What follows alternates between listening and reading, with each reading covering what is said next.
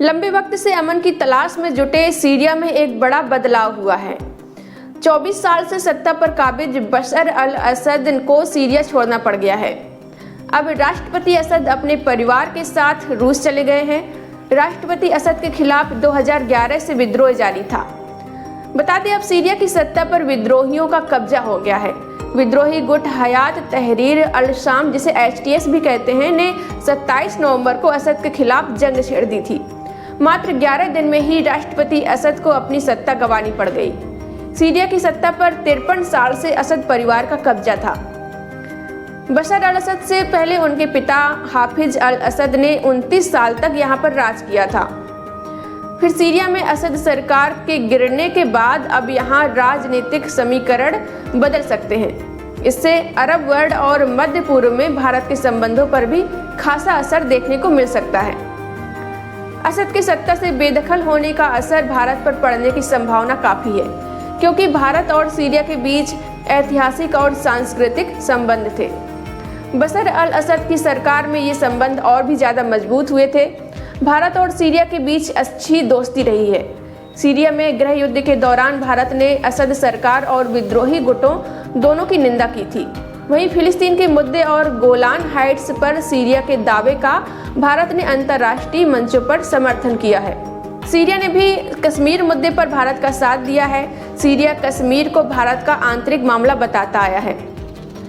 संयुक्त राष्ट्र में भारत ने सीरिया पर लगे प्रतिबंधों का समर्थन करने से मना कर दिया था। कोविड के समय भारत ने सीरिया पर लगे प्रतिबंधों में ढील देने की बात भी कही थी। गृह युद्ध के दौरान जब दुनिया भर के मुल्कों ने सीरिया को अलग थलग कर दिया था और उसे अरब लीग से भी निकाल दिया था, तब भी भारत ने अपने संबंध बरकरार रखे थे और दमिश्क में अपना दूतावास बनाए रखा था। सीरिया के विकास के लिए भी भारत ने काफ़ी मदद की है।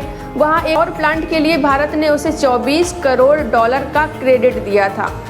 IT इंफ्रास्ट्रक्चर में भी भारत ने निवेश किया है। इसके अलावा स्टील प्लांट और ऑयल सेक्टर में भी भारत ने पैसा लगाया है। अब आइए जानते हैं भारत पर क्या पड़ सकता है असर। असद के पतन और उसके बाद की अनिश्चितता ने भारत के राजनीतिक और आर्थिक हितों के लिए एक चिंता पैदा कर दी है।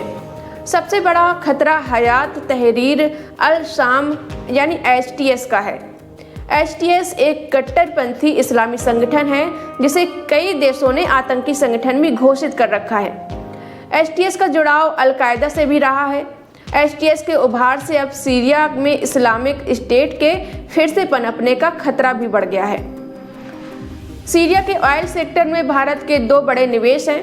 पहला 2004 में हुआ ONGC और IPR इंटरनेशनल के बीच हुआ समझौता है, तो दूसरा सीरिया में कनाडियन फर्म में ONGC और चीन की CNPC की 37% हिस्सेदारी है।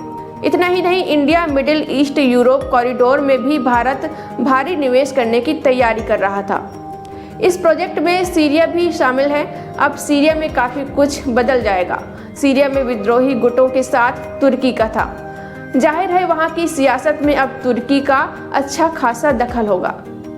तुर्की और भारत के संबंध हाल ही में थोड़े नरम होने शुरू हुए थे, लेकिन अब सीरिया में राजनीतिक परिवर्तन से मध्य पूर्व में भारत के संबंध प्रभावित हो सकते हैं। भारतीय विदेश मंत्रालय ने बयान जारी कर सीरिया में सत्ता हस्तांतरण की शांतिपूर्ण और समावेशी प्रक्रिया का आह्वान किया है।